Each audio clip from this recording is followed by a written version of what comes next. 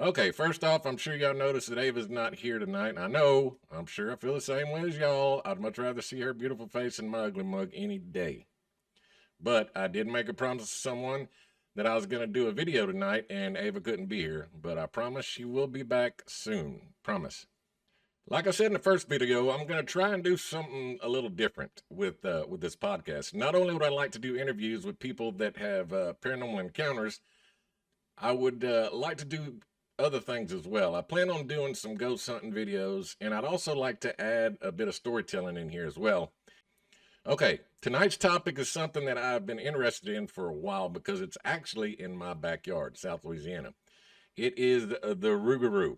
My little nephew Cannon sent me a video today and asked me to do this video just for him. So, Cannon, this is for you, bud. Y'all take a look.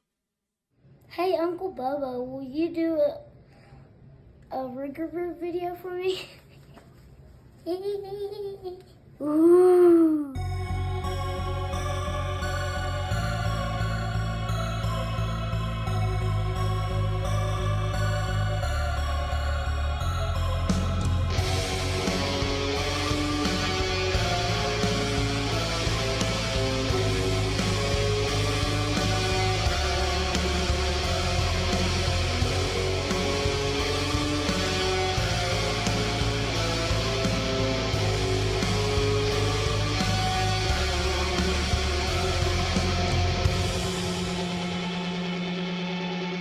Okay, I want to set the scene. It's a moonlit night in Terrebonne Parish, deep in the heart of Cajun country. The air is thick with humidity, and the cypress trees cast long, eerie shadows over the water. Somewhere out there, a low growl rumbles through the reeds. Some might say that it could be the Rougarou, half man, half beast. It's said to stalk the swamps of South Louisiana, hunting for prey, or maybe just looking to pass on the curse. But where did this creature come from? And what does it mean to the people here? The Rougarou story begins with the French. Picture this, it's the 1600s, and Acadian settlers, those hardy folks who later become the Cajuns, are crossing the ocean from France to what's now Nova Scotia. In medieval France, the Loup-garou was a terrifying figure, a person cursed to transform into the wolf under the full moon. Now let's fast forward to the 1750s. The British kicked the Acadians out of Canada in what's called the Great Expulsion. These exiles drifted south, eventually settling in swamps and prairies of southern Louisiana.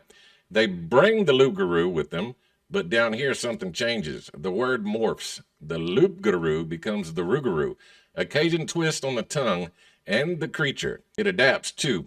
Wolves aren't exactly roaming the bayous, so the Rougarou takes on new forms. Sometimes a dog, sometimes an owl, sometimes even an alligator. It's a shapeshifter, a reflection of the wild, unpredictable lands these folks now call home. In Cajun lore, the Rougarou isn't just a monster, it's a warning. Parents will tell their kids, behave or the Rougarou is going to get you. Some say it hunts Catholics who break Lent, lurking outside their windows for 7 years straight if they don't repent. Others claim it's a curse passed through a bite or a scratch. 101 days of torment before you can pass it on to someone else. Imagine that, you're out fishing late at night, and suddenly you feel those glowing red eyes on you. Next thing you know, you're sprouting fur and howling at the moon. But check this out, the Rougarou isn't just a boogeyman, it's a cultural icon down in Houma. They've got the Rougarou Fest every October, a big party with costumes, music, and gumbo, all to celebrate the swamp-dwelling beast. It's even been reimagined as a protector of the wetlands, a symbol of South Louisiana's fight against coastal erosion. Pretty cool twist, right? Still, ask any old-timer in Lafourche Parish, and they'll swear they heard it, or seen it rustling through their hunting grounds deep in the swamp. Now, let's switch gears. The Rougarou might have French roots, but South Louisiana's been home to the native peoples for thousands of years, long before the Acadians showed up. Tribes like the Houma, Chitimacha, Attakapaw, and the Choctaw have their own stories of shapeshifters and spirits, and some folks think these tales might have been mingled with the Rougarou legend over time. So what do we find when we look at native lore from this region? Get ready for this. The Rougarou is a There is a story told amongst the children of the Native Americans who inhabit the southern swamplands. A story about a perverse ritual performed by the Attakapaw tribe long before white men came to these lands. A ritual so dark that other tribes dared not speak of it. The Skinwalker traditions. The Attakapaw were fierce warriors whose vanquished foes were consumed in a very literal sense. They ate the flesh of their enemies. As the tribe began to overtake more and more land, two tribes, called the Opelousas and Chitimacha, decided to band together to fight back against the Attakapaw. A bloody war raged, and through their combined strength, the two banded tribes won the battle, driving the few remaining Attakapaw deep into the swamplands. Weakened and starving to death, the Attakapaw turned to their shamans for answers. Their spiritual leaders began to seek assistance beyond the physical realm. And in the darkness, something answered them. Something evil. This evil consumed the Attakapaw, granting strength in exchange for every hint of humanity that once existed within them.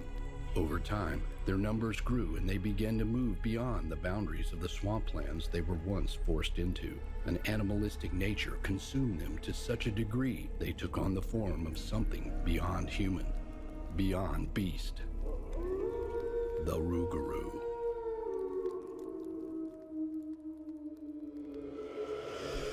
First up, the Homa tribe. These folks have lived along the bayous of Terrebonne and Lafourche for centuries, fishing, hunting, and weaving their lives into the land. In Homa oral tradition, there's a figure that feels eerily close to the Rougarou, the owl spirit. Now, owls in many native cultures aren't just birds. They're messengers, sometimes omens of death or change. For the Homa tribe, there's a story of a shape-shifting owl witch, a being that could take human form by day and soar through the night as a giant owl. Legend has it, this owl wasn't evil, just powerful. It could curse those who disrespected the land, turning them into animals as punishment. Kind of sounds evil to me. Shoo. Sound familiar? Some Cajun tales describe the Rougarou with owl-like features, big, glowing eyes, and a silent, stalking presence. Could this be where the two stories cross paths? The Homa tribe didn't write their lore down. It was passed through generations by word of mouth. So it's hard to pin this down, but there are definitely parallels. Next, let's head west to the Chitimacha tribe. Try to say that 5 times real fast. Whose ancestral lands stretch along the Atchafalaya Basin. The Chitimacha have a deep connection to the water, rivers, bayous, and the whole soggy heartbeat of South Louisiana. Their stories often feature spirits tied to nature, and one stands out, a shape-shifting trickster who roams the waterways. This being could appear as a man, a fish, or even a monstrous creature with claws and teeth depending on its mood. In one Chitimacha tale, this trickster punishes a greedy hunter who takes too much from the bayou. The hunter wakes up one night to find his hands turning scaly, his teeth sharpening. He's cursed to live as a beast until he learns respect. Again, we've got that theme of transformation as a lesson, much like the Rougarou's curse for breaking Lent. The Chitimacha believed that the natural world was alive with spirits, and disrespecting it could bring consequences. Maybe the Rougarou borrowed a bit of that moral weight from these older stories. And if it sounds like I'm reading, I'm sorry I am. I can't remember all this stuff, but I'm making it, man. We're doing this. Okay, here we go. Then there's the Choctaw, whose influence reaches into South Louisiana from their historic territories across the southeast. The Choctaw have a legend about the Nalusa Falaya, I think that's how they say that, the long black being, or shadow wolf. This creature's a tall, dark figure with glowing eyes. It's said to lurk in the woods and call out to people in a human voice. If you answer, it might possess you or drive you mad. When the French arrived with their loup-garou, it's easy to imagine these tales blending together in the cultural gumbo of South Louisiana. The Choctaw's shadow wolf meets the Cajun swamp beast, and boom, the Rougarou gets a little wilder and a little darker. What's fascinating is how these native stories aren't just about fear. They're about balance. The Homa owl, the Chitimacha trickster, the Choctaw shadow wolf. They're all tied to the land, teaching respect for nature and the community. So, how do these worlds, Cajun and Native, meet in the Rougarou? Well, South Louisiana's always been a melting pot. The Acadians didn't just plop down in an empty wilderness. They settled alongside the Houma, traded with the Chitimacha, and crossed paths with the Choctaw bands moving through the region. Over time, their stories started to rub off on each other. Take the shape-shifting angle. In French Lougarou tales, the transformation's pretty specific. A human to wolf, triggered by a curse or a bite. But down here, the Rougarou is more flexible. He could be a dog, an owl, a gator, you name it. That fluidity feels straight out of native lore, where spirits and tricksters shift forms to match the moment. The Rougarou's hunt for lint breakers echoes the church's influence, but it also vibes with native tales of punishment for greed or disrespect. There's even a practical side. Wolves were rare in Louisiana swamps, so the Lougarou had to adapt. Why not borrow from the animals that the Houma tribe and the Chitimacha knew? Owls, alligators, and even dogs. It's like the Rougarou put on a local costume to fit the Bayou stage. And those glowing eyes, that's a detail you'll find in Choctaw stories and Cajun ones alike. A little thread tying them together. But here's a question. Did the native folks see the Rougarou as their own? It's tricky.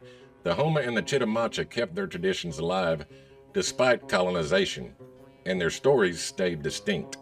Still, elders from these communities have told folklorists about encounters with strange beasts, tall figures in the swamp, voices in the dark. Were they talking about their own spirits, or had the Rougarou crept into their nightmares too? We might never know for sure, but it's crazy to see the similarities. Let's bring this into today, 2025 to be exact. The Rougarou's still alive and kicking in South Louisiana. People still claim they've seen it. Just take a look at this. You live down the bayou, you're gonna see things you've never seen before in your whole life. You snap pictures at night from across the bayou, anywhere in this area, you'll see. It'll show up. Most stories have the Rougarou as wolf-like, 8 feet, 9 feet tall. A Rougarou looks like a half man and half wolf. What it is curse. Somebody curses him. I was running as fast as I could.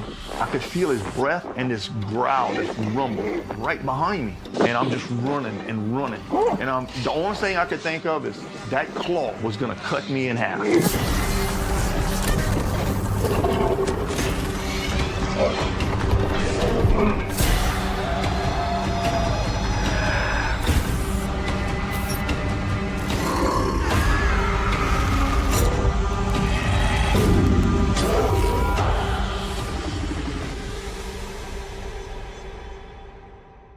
So what do we take from all this? The Rougarou's a bridge between French settlers and native peoples, between fear and respect, between the past and today. It's a howl in the night that reminds us of the land we stand on, the cultures that shaped it, and the mysteries we'll never fully unravel. So the next time you're out in the bayou, listen close. Maybe it's just the wind, or maybe it's something older, something watching. Cajun or native, the Rougarou's got roots that run deep. And in South Louisiana, where the water meets the skies, those roots keep growing. Okay, guys, if you like the story, go ahead and hit the like button, the subscribe button. That would really help us out. I know you hear that on almost every video, but it really will help us out. And we will be able to do more of these stories for you guys, and hopefully some ghost hunting pretty soon. And like I said, Ava will be back with us soon. And listen, if anybody around here, I'm talking about in South Louisiana, has had encounters with the Rougarou and would like to get in touch with us, go ahead and leave a comment down below, or you can email us at relativeperspective76@gmail.com. Tell us your story. If you email us, we always read all our emails. We might not be able to get back to you as quickly as possible, but we will definitely get back with you. So go ahead and leave us an email if you've had any encounters, and it doesn't have to be with the Rougarou. I mean, anything, anybody can email us, and we will get back with you, and we'll try to tell your tale. All right, thanks for watching. God bless you guys. Good night. You ain't catching my ass going on that swamp no more.